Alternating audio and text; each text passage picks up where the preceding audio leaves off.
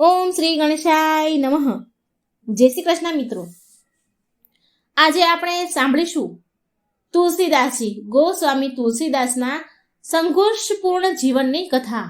મિત્રો, કેટલું દુઃખ પડ્યું છે તુલસીદાસજીને અને કેવી રીતે એક કવિ બન્યા છે એ સર્વ કાંઈ આપણે આ વિડીયોમાં સાંભળીશું. એમના જન્મથી લઈ અને એમના મૃત્યુ સુધીની કથા આમાં વર્ણન કરેલી છે. એમાં જે એના જીવનમાં ઘટનાઓ બની છે, કેટલું દુઃખ પડ્યું છે એમને, એ બધું જ હું આ વિડીયોમાં તમને સંભળાવવા જઈ રહી છું.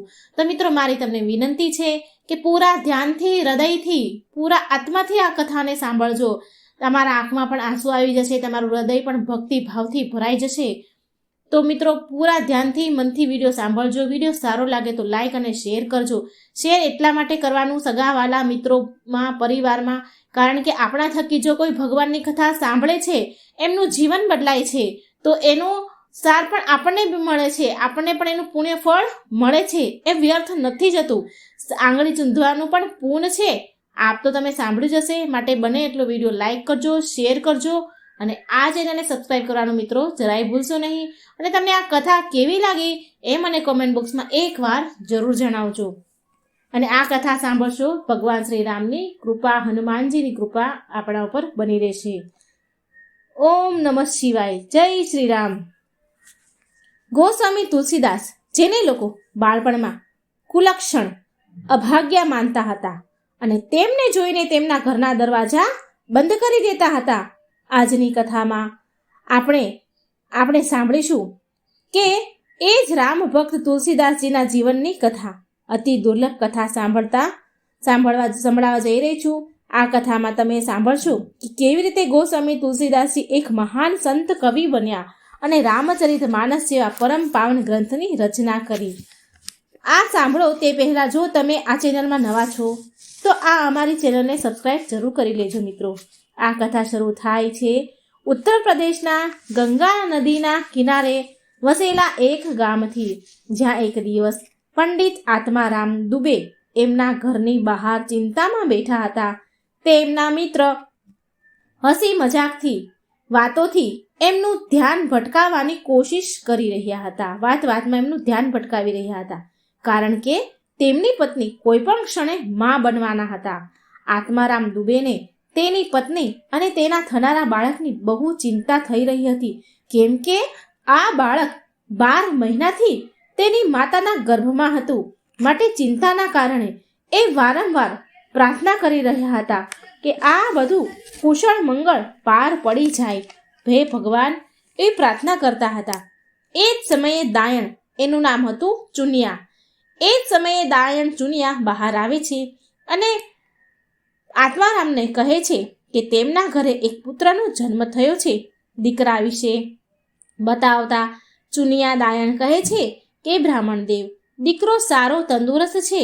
જ્યારે દાયણ બ્રાહ્મણને આત્મારામને આ સંદેશ આપે છે કે એ બાળકના મુખમાં દાંત છે અને એ બાળક તેના જન્મની સાથે જ રામનું નામ લીધું છે, તો બ્રાહ્મણ પંડિત રામ, આત્મારામ બહુ હેરાન થયા. ત્યાર પછી તેમણે દાયણને તેની પત્ની વિશે પૂછ્યું, તો દાયણે કહ્યું કે એમની પત્ની બેભાન છે. આ સાંભળી આત્મારામ ભગવાનને એમની પત્ની માટે પ્રાર્થના કરવા લાગ્યા, પરંતુ તેમની પત્ની મૃત્યુ પામી. એમની પત્નીનું નામ, તુલસીદાસજીનું માતાનું નામ તુલસી હતું. પત્ની મૃત્યુ પામ્યા. તેમની માટે એક બહુ મોટો ઝટકો હતો. બાળકે તેના જન્મ સાથે જ રામ શબ્દનું ઉચ્ચારણ કર્યું હતું, માટે એ બાળકનું નામ રામ બોલા પણ પડી ગયું. જન્મની આ બધી જ ઘટના જોઈને તેમની આસપાસ રહેવાવાળા ગામના લોકો બહુ જ આશ્ચર્યચકિત હતા. થોડા દિવસો પછી બ્રાહ્મણ આત્મારામ જ્યોતિષને બોલાવીને બાળક રામબોલાના ગ્રહ નક્ષત્ર જોડાવે છે. જ્યોતિષ બોલ્યા કે આ બ્રાહ્મણના ગ્રહ નક્ષત્ર ઠીક નથી. આ ભવિષ્યમાં તેના પૂરા પરિવારનું નાશનું કારણ બનશે. જાઓ, આને ક્યાંક મૂકીને આવો.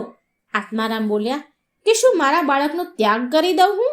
જ્યોતિષ બોલ્યા કે હા, તમારા માટે તો આ જ ઠીક રહેશે, કેમ કે એવો દીકરો જ શું કે જે જન્મની સાથે જ તેની માને ખોઈ બેસે, ખાઈ જાય અને એ પણ બરબાદ કરી દેશે.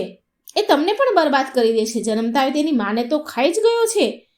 ત્યાર પછી આત્મારામ રામ બોલાનો ત્યાગ કરી દે છે પરંતુ દાયણ ચુનિયાને એ બાળક ઉપર દયા આવી જાય છે, માટે દાયણ એને તેની સાથે લઈ જાય છે. આખું એ ગામ જ્યોતિષની ભવિષ્યવાણી જાણતું હતું, છતાં પણ દાયણ એ બાળકને એ રામબોલાને તેના ઘરે લઈ જાય છે. તો દાયણ ચુનિયા છે તેના ઘરવાળા કહે છે કે તારે આ બાળકને અહીં ઘેર ન લાવવો જોઈતો હતો, આ બાળક આપણો પણ સત્યાનાશ કરી દેશે. દાયણ ચુનિયા બોલી કે આના પિતાએ એનો ત્યાગ કરી દીધો છે આ બાળકનો, આ બિચારો હવે અનાથ છે, ભગવાન માટે તમે આની દેખરેખ કરવા દો મને. દાયણના પતિને પણ આ વાત સારી ન લાગી, માટે એ ગુસ્સેથી દાયણ તેની પત્નીને કહે છે, ચુનિયાને કહે છે, એ મૂર્ખ સ્ત્રી, આ છોકરાને શું કામ ઉઠાવીને લાવી તું? તો દાયણ વિનંતી કરી બોલી કે આપણે કોઈ સંતાન નથી અને આ બાળક અનાથ છે, આપણે આને આપણા દીકરાની જેમ રાખીશું, મોટો કરીશું. આમ ને આમ જ્યારે 10 દિવસ વીતી જાય છે તો અચાનક દાયણ અને તેના પરિવારને ખબર પડી કે આત્મારામજી મૃત્યુ પામ્યા છે. આ સમાચાર ખબર પડતા દાયણનો પતિ કહે છે ચુનિયાને કે આ બાળક તો સાચુંમાં જ બહુ અભાગ્યો અમંગળકારી છે. દાયણ ચુનિયા બોલી, આમાં આ બિચારા નિર્દોષ બાળકનો શું વાંક? એ ચુનિયા દાયણ કહે છે એ રામબોલાનું પાલન પોષણ કરવા લાગી. બાળપણમાંથી જ માતા પિતાના દેહાંત પછી રામબોલાનું બાળપણ કષ્ટ દુઃખમાં વીત્યું. જ્યારે રામબોલા 5 વર્ષના થયા તો તેમનું પાલન પોષણ કરનારી દાસી દાયણ ચુનિયાનું પણ મૃત્યુ થયું. ત્યાર પછી રામબોલા પૂરી રીતે અનાથ થઈ ગયા. દાયણને સાપ કરડ્યો તો જેથી તેનું મૃત્યુ થયું હતું. આ જોઈને દાયણનો પતિ વિચારે છે કે મારી પત્ની પણ આ રામબોલાના કારણે જ મરી છે. આમ વિચારીને બાળક રામબોલાને એના ઘરેથી નીકાળી દે છે. રામબોલા રડતા રડતા ઘરેથી નીકળી જાય છે અને રાતના સમયે એક ઝાડ નીચે સૂઈ જાય છે. બીજા દિવસે જ્યારે રામબોલાને ભૂખ લાગે છે તો એ ઘણા ઘરો હોય તેમાં જઈને દરવાજા ખખડાવે છે. તો એમાંથી એક દરવાજો ખખડાયો તો ઘરમાંથી એક સ્ત્રી બહાર આવી અને તેને જોઈને રામબોલાને કહે છે કે મને બહુ ભૂખ લાગી છે. રામબોલાએ સ્ત્રીને કહે છે, માં મને ખાવા આપો, મને બહુ ભૂખ લાગી છે. એની વાત સાંભળી એ સ્ત્રી એના ઘરમાં દૂધ લેવા માટે જ ગઈ, પરંતુ એક ઘરના એક વૃદ્ધ ડોશીએ એ સ્ત્રીને કહ્યું, આ બાળક બહુ અભાગ્યો છે, બહુ અમંગળકારી છે, જે પણ આને ખવડાવે છે એ મરી જાય છે. તેની વાત સાંભળીને રામબોલા પ્રણ લે છે કે આજ પછી એ ક્યારેય ભીખ નહીં માંગે, પણ સાંજનો સમયે એના પેટની ભૂખ કોકનો દરવાજો ખખડાવવા માટે મજબૂર કરી દે છે. પરંતુ એ જ્યાં પણ જતો હતો ત્યાં લોકો એ આત્મારામનો દીકરો છે એમ સમજીને ખાવાનું આપતા ન હતા, આ અભાગ્યો છે એવું સમજતા અને દરવાજો બંધ કરી દેતા હતા. છતાં પણ એમનું જીવન વ્યાપન કોઈના કોઈ રીતે ભિક્ષા માંગીને કરવું પડતું હતું. એક દિવસ એ બિચારો રામબોલા નાહી ધોઈને ગામની એક મંદિરે જાય છે, ગામના મંદિરે જાય છે અને મંદિરની સીડીઓ પાસે બેસી જાય છે. હવે એ જ દિવસે મંદિરમાં ગુરુ નરહરિદાસ આવે છે. પૂજા કર્યા બાદ જ્યારે એ પાછા જઈ રહ્યા હતા તો એમની નજર સીડીમાં બેઠેલા આ બાળક ઉપર પડી, રામબોલા ઉપર. એ મંદિરના પૂજારીને એ બાળક વિશે પૂછ્યું છે. નરહરિદાસ તો મંદિરના પૂજારી કહે છે કે આ બાળક આત્મારામ દુબેનો અભાગ્યો બાળક છે. રામબોલા તથા અશુભ નક્ષત્રનો ભોગી બનેલો છે, કોઈ પણ એની સહાયતા નથી કરતું, એ માત્ર દુઃખ ભોગવી રહ્યો છે. આ સાંભળીને હરિદાસને રામબોલા પર દયા આવી ગઈ.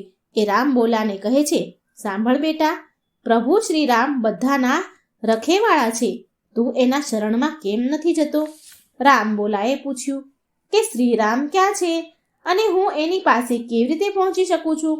ગુરુ નરહરિદાસ તેને એની કુટિયામાં લઈ જાય છે. બાળક રામબોલાને એનો શિષ્ય બનાવી લે છે.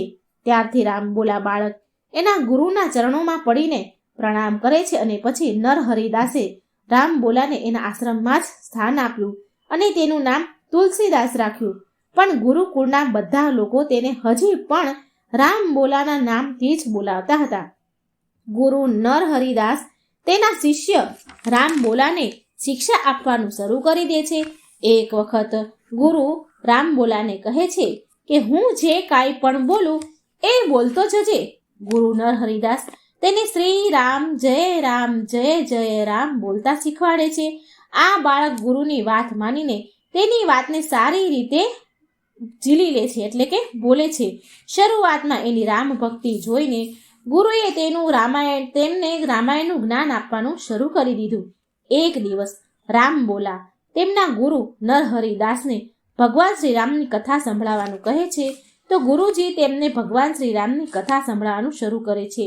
બાળક રામ બોલા ભગવાન શ્રી રામની કથા સાંભળીને ખુશ થઈ ગયા અને કથાને પોતે જાતે વાંચવાની રામ બોલા કોશિશ કરે છે, પરંતુ તેને ભગવાન શ્રી રામની કથા બહુ કઠણ લાગી, વાંચી ન શક્યા. રામ બોલાને ભગવાન રામથી બહુ પ્રેમ હતો, માટે તેને સંપૂર્ણ રામાયણને યાદ કરી લીધી. ગુરુ નરહરિદાસ તેને વારાણસીમાં આચાર્ય શેષ સનાતનને રામ બોલા બાળકને તેના શિષ્ય બનાવવા માટે વિનંતી કરે છે. આચાર્ય શેષ સનાતન રામ બોલાને તેમનો શિષ્ય બનાવી લે છે અને શિક્ષા આપવા માંડે છે.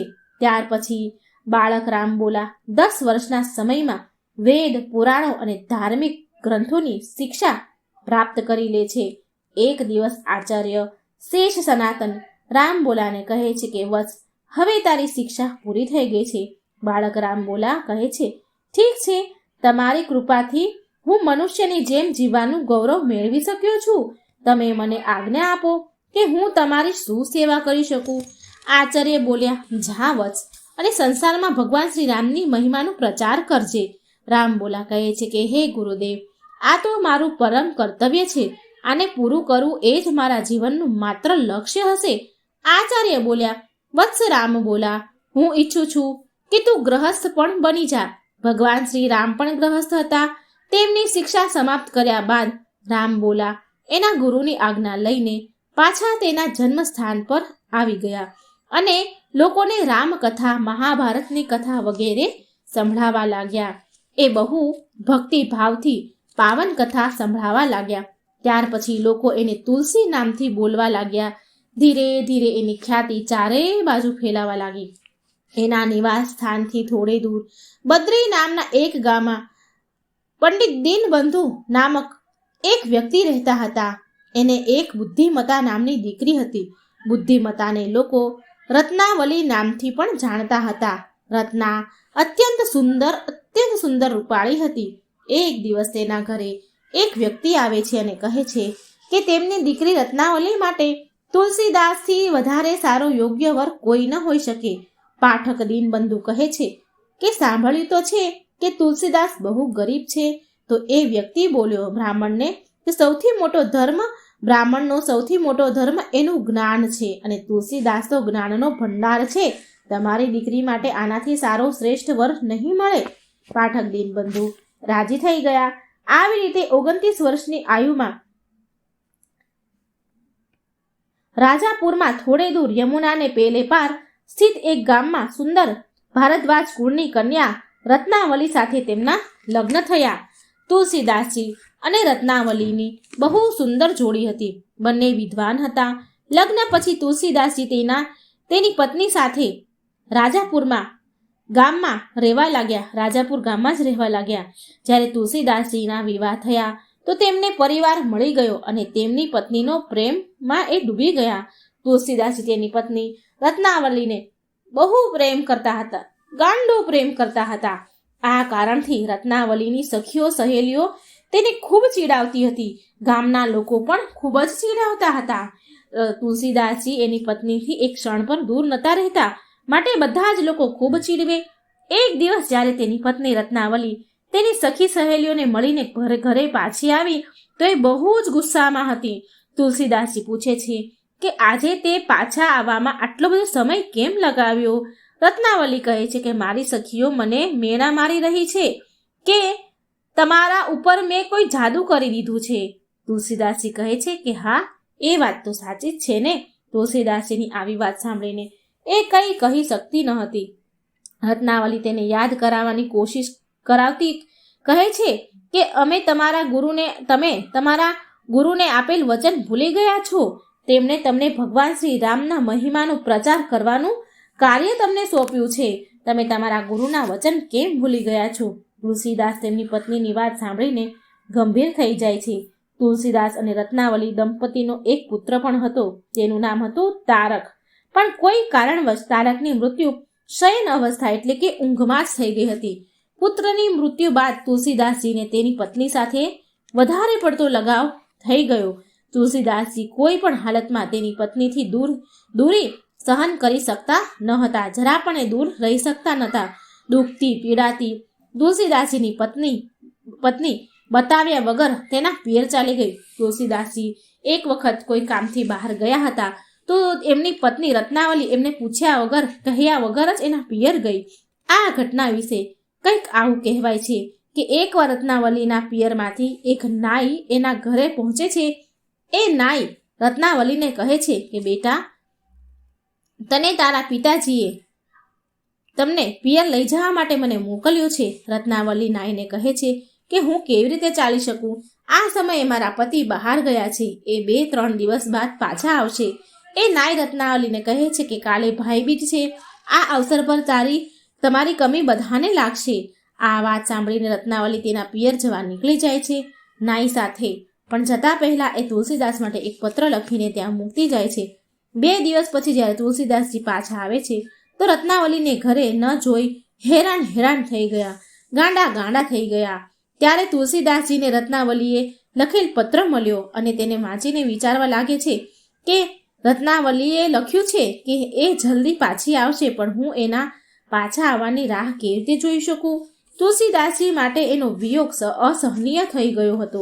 તુલસીદાસજી એને રોકી ન શક્યા અને તરત જ એની પત્નીને મળવા માટે તેના પિયર જવા નીકળી જાય છે.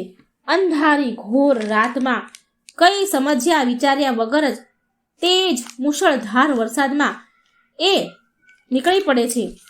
મુશળધાર વરસાદમાં પાણી ભરાયા હતા. તેમાં એક લાશને લાકડીનો ભારો સમજીને યમુના નદી પાર કરવા લાગ્યા. આટલી પણ તુલસીદાસજીને સુધબુધ ન રહી કે એ એક લાશ પર બેઠા છે. એટલા બધા ગાંડા પાગલ થઈ ગયા હતા એમની પત્ની પાછળ. એ લાશ પર બેસીને યમુના નદીને પાર કરી રહ્યા છે. નદી પાર કર્યા બાદ તેમણે જોયું કે સાસરીનો દરવાજો બંધ હતો, પણ તેમનાથી વધારે રહેવાયું નહીં અને પત્નીના મિલનની દીવાનગી એવી હતી કે બંધ દરવાજા પણ તુલસીદાસને રોકી ન શક્યા. તુલસીદાસ સાસરીમાં તેના પત્નીના પક્ષમાં જવા માટે પ્રવેશ કરવા માટે દિવાલ કૂદવાની કોશિશ કરી રહ્યા હતા. ત્યારે એણે બારીમાંથી એક દોરી લટકતી જોઈ ને એ દોરી પકડી દિવાલ પાર કરી ગયા. તુલસીદાસજી જેને લાકડી દોરી સમજી રહ્યા હતા તે એક સાપ હતો, તેની જાણ તેમને પછી થઈ. આટલું કર્યા બાદ અંતે તુલસીદાસ તેની પત્નીના કક્ષમાં પહોંચી જ ગયા.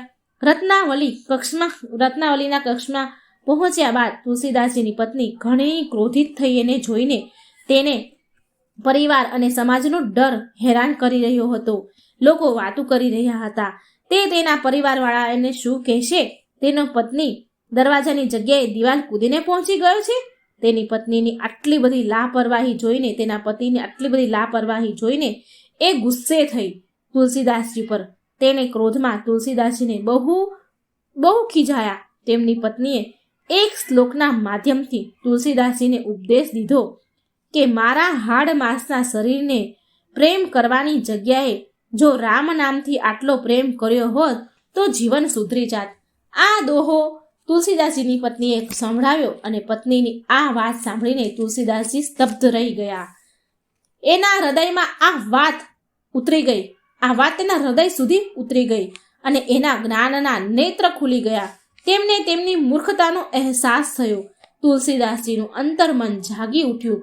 તેમની પત્ની દ્વારા કહેવામાં આવેલ આ કથન સાંભળીને તુલસીદાસજીના જીવનમાં અદ્ભુત પરિવર્તન આવ્યું અને એ એક પણ ક્ષણ રોકાયા વિના તેની પત્નીના કક્ષમાંથી નીકળી ગયા અને રામ નામની ખોજમાં નીકળી પડ્યા. તેમણે તેની પત્નીનો ત્યાગ કરી દીધો અને વૈરાગ્ય જીવન સાધુ જીવન અપનાવી લીધું. તેણે તેનું સંપૂર્ણ જીવન ભગવાન રામમાં સમર્પિત કરી દીધું. શું તમને ખબર છે કે તુલસીદાસજીને હનુમાનજીના દર્શન કરાવવામાં એક પ્રેતની સહાયતા કરી હતી? એક પ્રેતે તુલસીદાસજીની સહાયતા કરી હતી. તો એ કેવી રીતે? જે પ્રેત એની સહાયતા કરી એ એક ઝાડ પર રહેતો હતો. આ એક બહુ દિલચસ્પ કહાની છે. ખૂબ જ રોચક કહાની છે. જ્યારે એક ઝાડ પરનું પ્રેત તુલસીદાસજી પર પ્રસન્ન થઈ ગયું ત્યારે એણે તુલસીદાસજીને કેટલી મનોકામના પૂરી કરાવી. એ કયા ઝાડનું પ્રેત હતું જેણે તુલસીદાસજીને પ્રસન્ન કર્યા? અંતે એ શું વાત હતી જેના કારણે એ પ્રેત એટલું પ્રસન્ન થયું કે તેણે તુલસીદાસજીને ભગવાનના દર્શન કરાવી દીધા? જો તુલસીદાસજીને ભગવાન શ્રી રામના હનુમાનજીના દર્શન થયા હોય તો એ એક પ્રેતના કારણે. તો ચાલો સાંભળીએ આ અદ્ભુત એક રોચક કથા. એકવાર જ્યારે તુલસીદાસજી વારાણસી જઈને રહેવા લાગ્યા અને ત્યાંના ઘાટ પર રોજ રામચરિતમાનસ કથાનો પાઠ કરવા લાગ્યા. દિવસભર લોકોના ટોળા ને ટોળા તેમની કથા રામકથા સાંભળવા આવતા હતા. આજુબાજુના ગામમાંથી બધા રોજ કથા સાંભળવા આવે. ત્યાં રહીને તુલસીદાસજી નિત્ય સવારે ભ્રમણ માટે ઘરેથી નીકળતા હતા. એક દિવસ ભ્રમણ કરતા સમયે તેમણે જોયું કે રસ્તામાં એક બોરડી જેવું ઝાડ દેખાતું હતું. તે સુકાઈ રહ્યું છે. તો તેમણે એ સુકાયેલા ઝાડને જોઈને એમને બહુ દુઃખ થયું. તેમણે વિચાર્યું કે આ ઝાડને જીવન દાન દેવું જોઈએ. અસલમાં એ ઝાડને પાણી ન મળવાના કારણે એ ઝાડ સુકાઈ રહ્યું હતું. તુલસીદાસજીએ નિર્ણય કર્યો કે એ આ સુકાયેલા ઝાડને ફરી હર્યું ભર્યું કરશે. તે ઝાડની આસપાસ પાણીનો કોઈ સ્ત્રોત હતો નહીં. ત્યારે એમણે નિર્ણય કર્યો કે એ એમના ઘરેથી પાણી લાવીને તે સુકાયેલા ઝાડને સિંચશે. હવે રોજ તુલસીદાસજી ભ્રમણ માટે સવારે નીકળતા સાથે એક પાણીનું ભરેલું એક કમંડળ લઈને નીકળતા. આ પાણી એ સુકાયેલા ઝાડ માટે હતું. એ નિત્ય એ સુકાયેલા ઝાડને પાણી આપવા લાગ્યા. તેમણે એ ઝાડની આસપાસની ગંદકી અને ઝાડીઓ કચરો હટાવી દીધો. થોડા જ દિવસોમાં તુલસીદાસજીની મહેનત રંગ લાવી અને એ સુકાયેલું ઝાડ હર્યું ભર્યું બની ગયું. એ ઝાડ હર્યું ભર્યું થયું એટલે ખબર પડી કે આ ઝાડ બાવળાનું વૃક્ષ છે, બાવળાનું ઝાડ છે, બોરડી છે. એ ઝાડ પર એક પ્રેત રહેતું હતું. તુલસીદાસજીના સારા આચરણના કારણે એ પ્રેત એના ઉપર પ્રસન્ન થઈ ગયું હતું. કહેવાય છે કે એક દિવસ પ્રાતઃકાળ એટલે કે સવારે વહેલી સવારના સમયે તુલસીદાસજી એ ઝાડની પાસે બેઠા હતા કે ત્યારે એ પ્રેત ગોસ્વામી તુલસીદાસજીની સામે આવી ગયું. એ તુલસીદાસજીને કહે છે કે હે મહાત્મા, હું તમારાથી બહુ ખુશ છું. હું આ બાવળાના ઝાડ પર રહું છું. પાણીના અભાવમાં આ ઝાડ લગભગ સમાપ્ત થવાનું જ હતું, પણ તમારી સંભાળથી આ ઝાડને નવું જીવન મળ્યું છે. હે મહાત્મા, તમે મારો આવાસ નષ્ટ થતા બચાવી લીધો છે. હું તમારાથી બહુ પ્રસન્ન છું. જો તમારી કોઈ મનોકામના હોય તો મને કહો. હું તમારી મનોકામના સિદ્ધ કરવામાં તમારી સહાયતા કરવા માંગુ છું. તુલસીદાસે એ પ્રેતને કહ્યું કે તું મારી સહાયતા કયા પ્રકારે કરી શકે છે?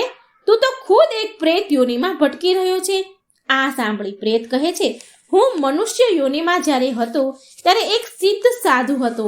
બની શકે કે મારી પૂજા પાઠનો લાભ તમને મળી જાય. મનુષ્ય યોનિની વાત સાંભળી તુલસીદાસજીને એ વિશ્વાસ થઈ ગયો કે આ પ્રેત કોઈ ભલી આત્મા છે. બની શકે કે એમને પ્રભુના દર્શનનો કોઈ માર્ગ બતાવી દે. માટે તુલસીદાસે એમના મનની વાત એ પ્રેતને કહી. ગોસ્વામી તુલસીદાસજીએ એ પ્રેતને બતાવ્યું કે એ શ્રી રામ અને હનુમાનજીના પરમ ભક્ત છે. તુલસીદાસે એ પ્રેતને કહ્યું કે શું તું મને ભગવાન શ્રી રામ અને હનુમાનજીના દર્શન કરાવી શકીશ?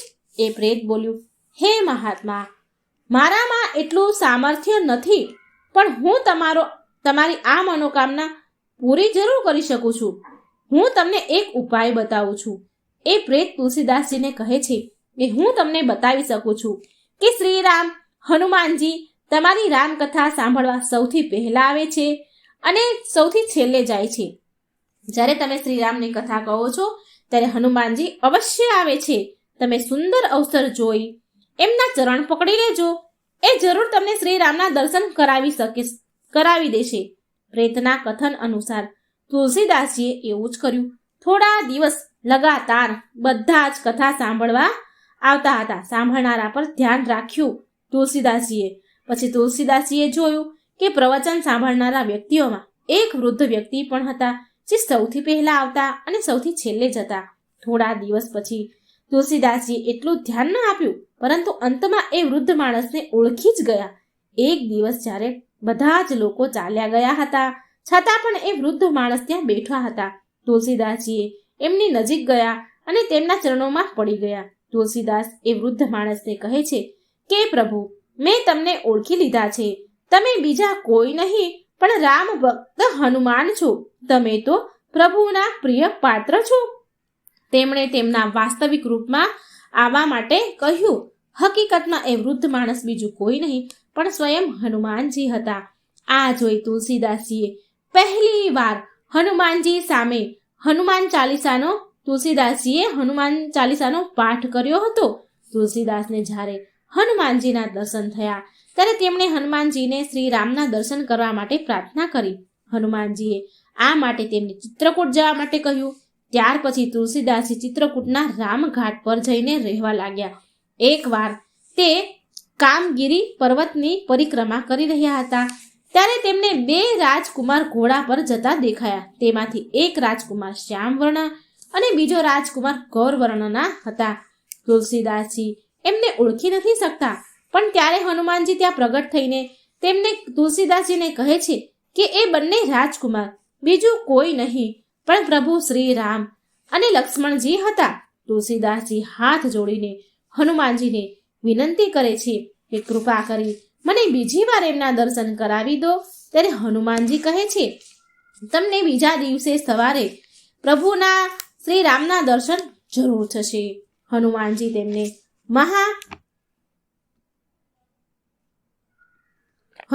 તેમને મંદાકિની નદીના તટ પર બોલાવે છે. તુલસીદાસજી મંદાકિની નદીના તટ પર પહોંચે છે. સવારે સ્નાન ધ્યાન કર્યા બાદ જ્યારે તુલસીદાસ ઘાટ પર લોકોને ચંદન લગાવી રહ્યા હતા ત્યારે બાળકના રૂપમાં ભગવાન રામ તેમની પાસે આવ્યા અને કહેવા લાગ્યા, શું બાબા, અમને ચંદન નહીં લગાવો? હનુમાનજીને લાગ્યું કે તુલસીદાસજી આ વખતે પણ ભૂલ ન કરી બેસી, માટે તેમણે પોપટનું રૂપ ધારણ કર્યું અને ગાવા લાગ્યા કે ચિત્રકૂટના ઘાટ પર ભરી સંતન કી ભીડ, તુલસીદાસજી ચંદન ઘસે તિલક કરે રઘુવીર. તુલસીદાસજી પોપટની વાત સાંભળીને સમજી ગયા કે એ બાળક બીજું કોઈ નહીં પણ પ્રભુ શ્રી રામ જ છે. તુલસીદાસજી બાળક બનેલા રામને જોતા જોતા જ રહ્યા. તેમની સુધ બુદ્ધ ભૂલી ગયા. ભગવાનને જોઈને કોણ સુધ બુદ્ધ ન ભૂલે? તુલસીદાસજી બાળક બનેલા ભગવાન રામને જોતા જોતા તેમની સુધ બુદ્ધ ખોઈ બેઠા અને ભગવાન રામે તુલસીદાસજીનો હાથ પકડ્યો. હાથ પકડીને પોતાના માથા ઉપર તિલક લગાવી લીધું અને તુલસીદાસજીના માથા ઉપર પણ ભગવાન શ્રી રામે તિલક લગાવ્યું અને અંતર ધ્યાન થઈ ગયા. હવે આ ઘટના બાદ તુલસીદાસજી બિલકુલ બદલી જાય છે, કેમ કે ભગવાન શ્રી રામનો સ્પર્શ તેમને બિલકુલ બદલી નાખે છે. ત્યાર પછી તુલસીદાસ જગ્યાએ જગ્યાએ જઈને પ્રવચન સંભળાવા લાગે છે. ભગવાન રામનું ભક્તિ કરે છે, જેનાથી સંધ્યાના પ્રવચનમાં ભક્તોની સંખ્યા વધવા લાગે છે. ટોળે ટોળા સાંભળવા આવે છે રામકથા. એક દિવસ રત્નાવલીના પિયરમાંથી સંદેશ આવ્યો. અનંત નામનું એક વ્યક્તિ છે એ સંદેશ લઈને આવે છે કે રત્નાવલી અને તેમના પિતાનું મૃત્યુ થઈ ચૂક્યું છે. તુલસીદાસજી કહે છે કે એ લોકો તો પુણ્ય આત્મા હતા. હું મારી પત્નીની પ્રેરણાથી જ ભગવાન શ્રી રામની ભક્તિ પ્રાપ્ત કરી શક્યો છું. અનંત નામનો વ્યક્તિ તુલસીદાસજીને તીર્થયાત્રા પર જવાની ઈચ્છા પ્રગટ કરે છે. ત્યાર પછી અનંત અને તુલસીદાસજી તીર્થયાત્રા પર નીકળી જાય છે. એ બંને સૌથી પહેલા વૃંદાવન જાય છે. એ ત્યાં ભગવાન શ્રી કૃષ્ણની મૂર્તિ જોઈને ઊભા રહી જાય છે. ત્યાંના લોકો વિચારે છે કે તુલસીદાસજી તો ભગવાન શ્રી રામના ભક્ત છે. શું એ ભગવાન શ્રી કૃષ્ણને નમશે ખરી? એની સામે નમશે ખરી? ત્યારે એ લોકો જુએ છે કે ભગવાન શ્રી કૃષ્ણની મૂર્તિમાં શ્રી રામ સ્વરૂપના દર્શન થઈ રહ્યા છે. પછી પ્રવચન સાંભળતા તુલસીદાસજી કહે છે, શ્રી રામ અને શ્રી કૃષ્ણ એક જ છે. તમે કોઈ પણ રૂપમાં એમની ભક્તિ કરો, તમને શાંતિ જ મળશે. એકવાર તુલસીદાસજી અનંત નામના વ્યક્તિ સાથે રાજસ્થાનના કોઈ મંદિરમાં રહેતા હતા. એ સમયે ભારત વર્ષ પર મુગલોનું શાસન હતું. હિન્દુઓ પર અત્યાચાર થઈ રહ્યા હતા. મુગલ આક્રાંત અકબરના વિરુદ્ધ અવાજ ઉઠાવનારા એક તુલસીદાસ પણ હતા. એની સામે વિરોધ ઉઠાવનારા. એક દિવસ તુલસીદાસ જ્યારે ધ્યાનમાં લીન હતા ત્યારે તેમની બહાર શોર બકોર, ત્યાં મંદિરની બહાર બહુ અવાજ સંભળાઈ રહ્યા હતા.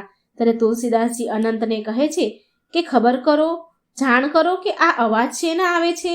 અનંત બહાર જઈને જુએ છે તો બહાર આવીને લોકો નીચ જાતિના અમુક ભીલ એમના દર્શન કરવા માટે આવ્યા છે. આવું અનંત જુએ છે અને કહે છે કે નીચ જાતિના અમુક ભીલ તમારા દર્શન કરવા માટે આવ્યા છે, પણ પૂજારીજી એમને અહીં અંદર આવવા માટે રોકી રહ્યા છે. ત્યારે તુલસીદાસજી બોલ્યા, અનંત, ભક્તોની કોઈ જાતિ નથી હોતી. જે કોઈ પણ પ્રભુ શ્રી રામના ભક્ત છે એ મારો સહોદર છે.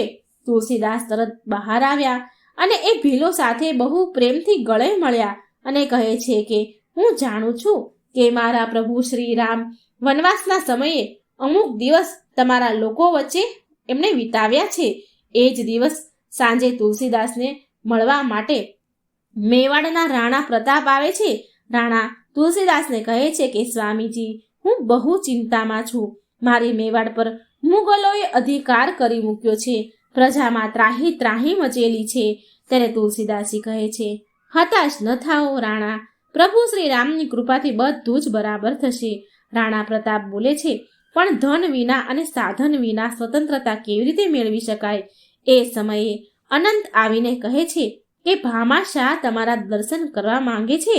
ત્યારબાદ ભામાશાહ મેવાડની દુર્દશા સાંભળીને રડી પડ્યા અને રાણા પ્રતાપને કહે છે કે મેવાડની સ્વતંત્રતા માટે મારું સર્વસ્વ તમને અર્પણ છે. રાણા પ્રતાપ કહે છે કે હું તો એક યોદ્ધા થઈને દાન કેવી રીતે સ્વીકાર કરી શકું? ભામાશાહ તુલસીદાસને કહે છે કે પૂજ્ય ગુરુદેવ, તમે મારી ભેટ સ્વીકાર કરો અને રાણા પ્રતાપને સોંપી દો. રાણા પ્રતાપ તુલસીદાસજીને એ પણ કહે છે કે રાજા માનસિંહ અમારા જ બંધુ છે, પણ એ મુગલો તરફથી લડી રહ્યા છે. તુલસીદાસ રાણાને આશ્વાસન આપે છે એ જલ્દી સાચા રસ્તા પર આવી જશે. ત્યારબાદ મુગલોનો સેનાપતિ માનસિંહ તુલસીદાસને મળવા આવે છે. માનસિંહ તુલસીદાસની વાતોથી એટલો પ્રભાવિત થાય છે કે એનું હૃદય પરિવર્તન થઈ જાય છે. થોડા દિવસ બાદ મુગલ બાદશાહ અકબરને સૂચના મળી કે રાજા માનસિંહે તેમની સેના પાછળ હટાવી લીધી છે.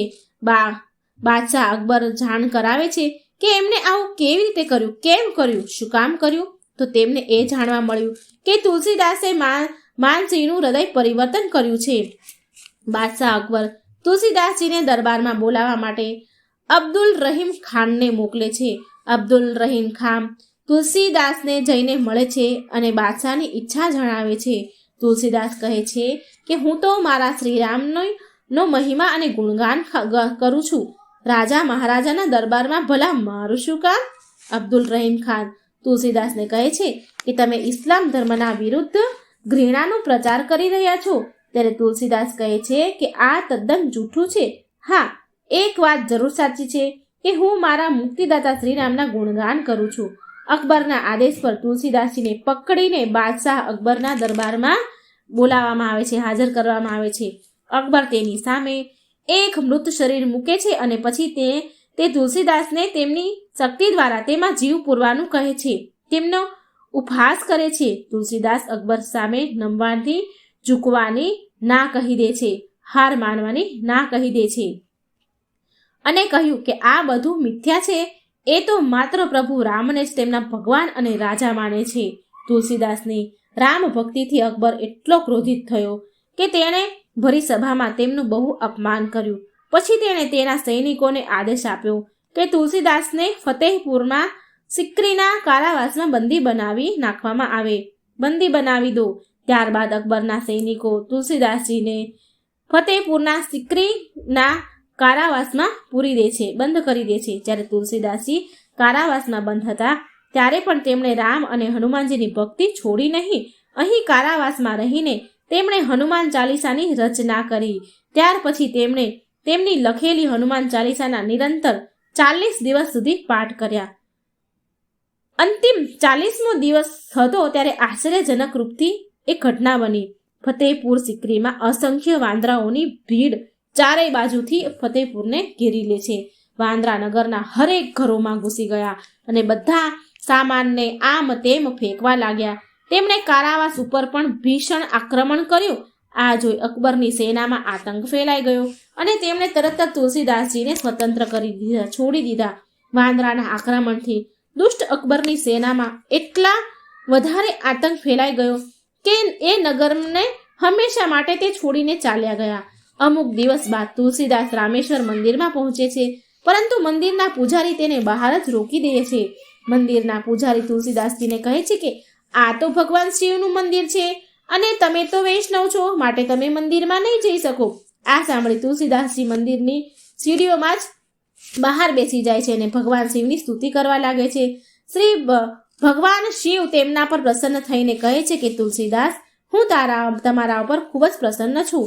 તમે વારાણસી પાછા ચાલ્યા જાઓ અને તમારા જીવનની કામના પૂરી કરો. વારાણસી પાછા આવી તુલસીદાસજી 80 ઘાટ નજીક ત્યાં કુટિયા બનાવીને રહેવા લાગે છે. થોડા સમય બાદ તુલસીદાસજી હિન્દીમાં રામચરિત માનસ લખવાનું શરૂ કરે છે. જ્યારે વારાણસીને બ્રાહ્મણોને આ વાતની ખબર પડી તો તે લાલ પીળા થયા, ગુસ્સે થયા. બધા બ્રાહ્મણ ભેગા મળીને વાત ચર્ચા કરે છે કે તુલસીદાસજી જે કાંઈ કરી રહ્યા છે તે ધર્મની વિરુદ્ધ કરી રહ્યા છે. શ્રી રામની કથા સંસ્કૃત સિવાય બીજી કોઈ ભાષામાં ન લખવી જોઈએ.